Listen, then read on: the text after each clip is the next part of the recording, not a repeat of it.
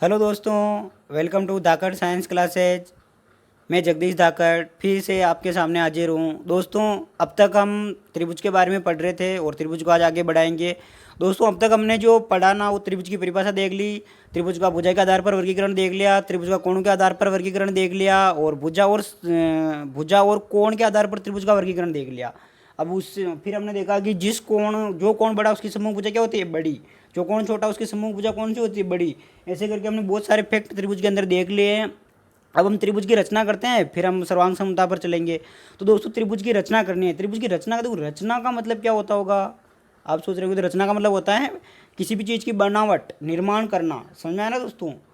तो देखो, जैसे सामान्य भाषा में हम रोटी बनाते हैं तो इसको गणित की भाषा में क्या बोलेंगे, रोटी का निर्माण करना है, रोटी की रचना करना। तो इधर ध्यान देना दोस्तों, मैं क्या बोल रहा हूँ। अब ये क्या है, त्रिभुज की रचना। त्रिभुज की रचना करनी है हमें, ध्यान देना। मैंने आपको ये भी पढ़ाया, देखो पिछली बार क्या पढ़ाया कि एक त्रिभुज है, उसके कुल 6 अवयव होते हैं। बताया कि नहीं बताया मैंने, इधर ध्यान से देखना मैं क्या बोल रहा हूँ। एक त्रिभुज है, त्रिभुज के कितने 6 अवयव होते हैं कुल। एक त्रिभुज है और त्रिभुज के कितने अवयव होते हैं, 6 अवयवों से त्रिभुज बनता है। 6 में कौन सी, 3 तो कौन, भुजा, 3 कौन, कोण। तो क्या त्रिभुज के निर्माण के लिए 6 ही अवयव होना जरूरी है? नहीं। तो इसका उत्तर क्या है, नहीं। तो फिर क्या है, सही क्या है, तो ध्यान देना। त्रिभुज का निर्माण के लिए कम से कम कितने अवयव चाहिए, ओनली 3, यानी केवल 3 अवयव हो तो क्या कर सकते हो आप, त्रिभुज का निर्माण कर सकते हो। तो आइए देखते हैं, देखिए त्रिभुज का निर्माण कैसे करते हैं। तो यहाँ पे मैं लिखूँ, देखो त्रिभुज की रचना के लिए कम से कम कितने अवयव चाहिए, 3 अवयव चाहिए। तो मैं यहाँ पे लिख रहा हूँ, देखो त्रिभुज है, त्रिभुज की रचना के लिए, रचना का मतलब होता है निर्माण, रचना के लिए कम से कम, ध्यान रखना, कम से कम का मतलब होता है इससे कम तो होना ही नहीं चाहिए, कम से कम 3 अवयव चाहिए। यहाँ पे लिखा मैं, देखो कम से कम कितने, 3 अवयव चाहिए। अवयव का मतलब वो हो गया घटक। समझ में आ गई दोस्तों, मैंने क्या बोला, लिखा देखो त्रिभुज की रचना के लिए कम से कम 3 अवयव तो चाहिए चाहिए, शर्त हो गई है। ठीक है ना दोस्तों। ये आपको दिखाई नहीं दे रहा हो तो मैं इसको क्या करूँ, थोड़ा मिटा देता हूँ। देखो आपको हो सकता है दिखाई नहीं दे रहा हो, तो इसको मैं क्या करूँ, यहाँ से साफ करके नीचे लिख देता हूँ। ठीक है दोस्तों, चलो इसको पूरे को लिख देते हैं यहाँ पे नीचे। त्रिभुज की रचना जो करनी है ना, त्रिभुज की रचना की बात करें, त्रिभुज की रचना के लिए बोलो कम से कम कितने अवयव की आवश्यकता होती है, 6 में से 3 तो चाहिए ही चाहिए। मतलब कि कुल 6 अवयव होते हैं, 6 में से 3 अवयव होंगे तभी आप त्रिभुज का निर्माण कर पाओगे। त्रिभुज की रचना के लिए कम कितने अवयव चाहिए, कम से कम 3 अवयव तो होने चाहिए। ध्यान रखना, 3 अवयव होने चाहिए, तभी आप इसका निर्माण कर सकते हो। ठीक है, 3 अवयव, ये शर्त हो गई एक तरह से, ये देख लो आप। ठीक है, तो अब ध्यान रखना 3 अवयव में से कौन कौन से हो सकते हैं। तो इसमें मैंने बताया ना, देखो 6 अवयव होते हैं, 6 में से क्या हो गए, 3 तो होगी साइड यानी क्या, भुजा, और 3 होंगे एंगल, कोण, तब जाके 6 का निर्माण होगा। तो दोस्तों, ये समझ में आया नहीं आया आपको, ये मैंने पिछली बार पढ़ा चुका हूँ। आपने जिस बंदे ने मेरा पिछला वीडियो नहीं देखा वो वीडियो अवश्य देख ले, ध्यान दे। एक चीज़ मैं क्लियर कर दूँ, ये जो मैं गणित पढ़ा रहा हूँ ना, ये रीड स्पेशल रीड के लिए तो ऐसे ही, लेकिन इससे कोई दूसरा बंदा भी देखना चाहिए ना, तो उससे उसकी गणित का क्या होगा, बेस आधार होगा। जैसे कोई पटवारी की तैयारी कर रहा है, तो अब पटवारी में अगर ये सिलेबस है, सिलेबस में पहले टॉपिक देख लो, अगर त्रिभुज दिया हुआ है तो आपको ये पढ़ना है। समझ में आ रहा है ना दोस्तों, ऐसा नहीं कि आपके सिलेबस में त्रिभुज दिए नहीं और आप ये पढ़ने लग जाओ। तो बहुत से एग्जाम होते हैं, जैसे पटवारी, ग्राम सेवक हैं, राजस्थान में बहुत से एग्जाम होते हैं, एसएससी का है, ये दूसरा कोई से भी एग्जाम हो ना, उसके लिए आप ये पढ़ सकते हो। लेकिन ध्यान देना, केवल आपके सिलेबस में टॉपिक होने चाहिए। तो अब दोस्तों ध्यान देना, इधर मैं क्या बोल रहा हूँ आपको कि एक त्रिभुज है, त्रिभुज की रचना के लिए कम से कम 3 अवयव में क्या अवयव होने चाहिए, 3 अवयव होने चाहिए। तो ध्यान देना, इधर पहले की बात कर लेता हूँ मैं। पहला जो है ना, यहाँ पे पहला फिर लिखेंगे, पहले इधर समझ लेते हो। देखो मान लो मेरे को एक दिया हुआ है, क्या यहाँ पे लिख रहा हूँ मैं, ठीक है ना, उदाहरण लिख रहा हूँ मैं कि मेरे को ए बी दिया हुआ है, क्या 5 सेंटीमीटर। फिर मेरे को क्या दे रखा, बी सी दे रखा मेरे को कितना, 6 सेंटीमीटर। फिर मेरे को दे रखा ए सी दे रखा कितना, 7 सेंटीमीटर। तो बताओ ये क्या है, ए बी बी सी, ये सेंटीमीटर में दे रखा, तो ये त्रिभुज की क्या दे रखी, भुजाएं दे रखी।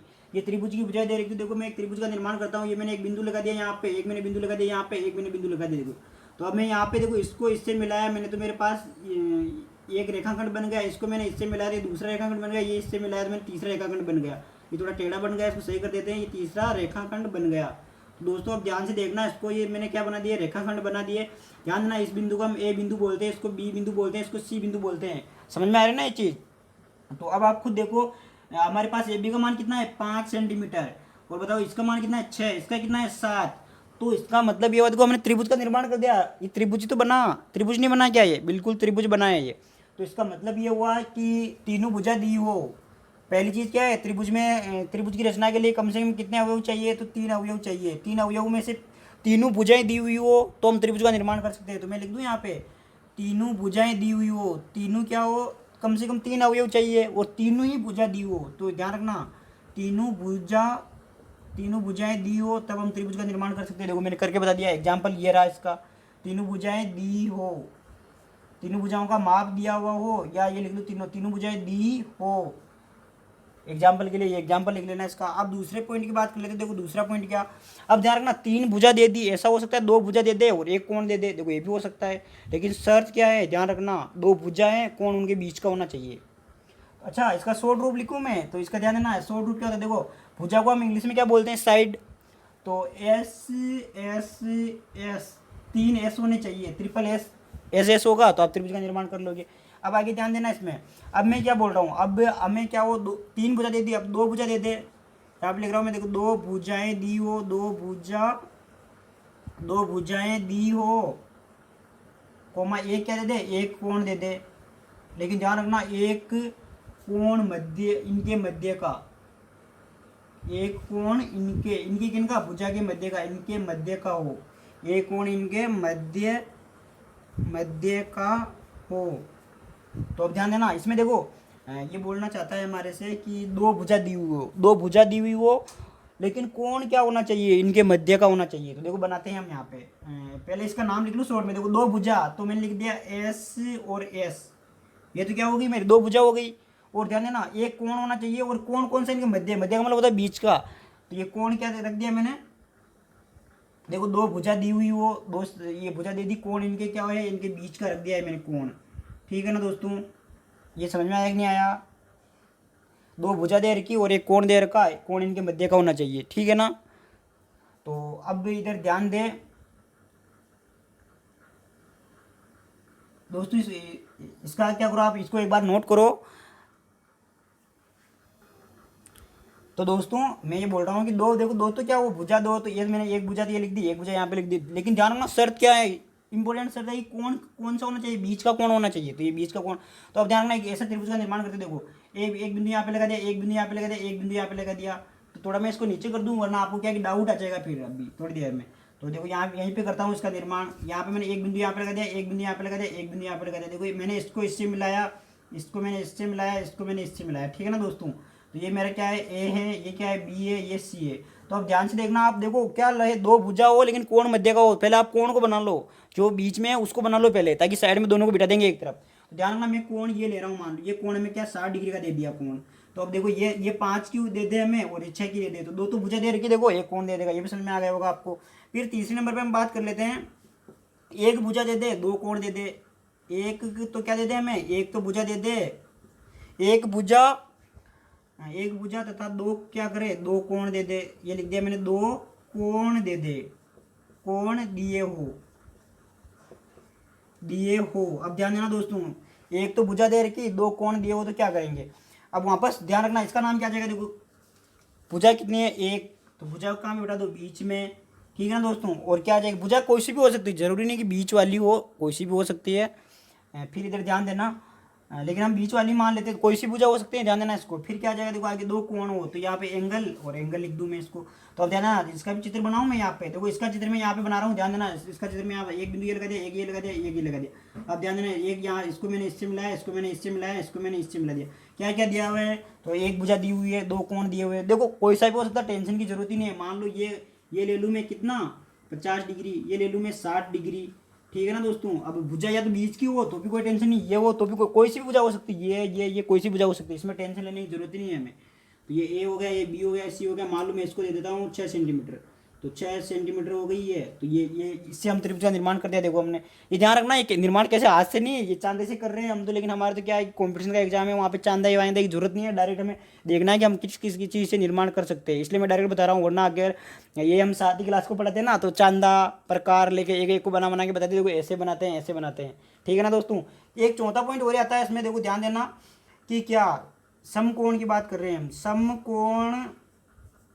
समकोण त्रिभुज का कर्ण दिया हुआ हो तथा एक अन्य भुजा दी हुई हो, तथा एक अन्य, अन्य का मतलब होता है दो, एक तो कर्ण हो गया, सबसे बड़ी भुजा तो कर्ण हो गई, दोनों में से कोई सी भी एक अन्य अन्य भुजा दी हुई हो, भुजा दी हुई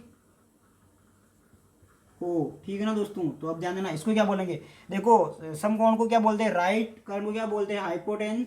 तो राइट हाइपोटेन्स साइड, तो क्या अन्य कोई सी भुजा, तो इसको ये बोल देंगे। अब ध्यान देना, मैं बना रहा हूँ यहाँ पे चित्र इसका। तो देखो समकोण का मतलब, जैसे समकोण आया तो आपको पता चल जाना चाहिए कि एक कोण तो क्या होगा उसमें 90 डिग्री का निश्चित तौर पे होगा ही सही। तो ये मैंने क्या बना दिया, देखो 90 डिग्री का बना दिया। ठीक है। अभी बोल रहा कर्ण दे रखा, मान लो मैं कर्ण मान लेता हूँ कितना, 5, तो कर्ण 5 मान लेता हूँ। तो अब आप खुद सोचो, कर्ण ये है, मान लो या तो ये दे दे या दे दे, ये मैं मान लेता हूँ 3। देखो इससे त्रिभुज का। तो दोस्तों ध्यान रखना, रीड में प्रश्न आ सकता है सत्य और असत्य कथनों में से। तो ध्यान रखना, ट्रिपल एस दिए हुए हो, निर्माण कर सकते हैं।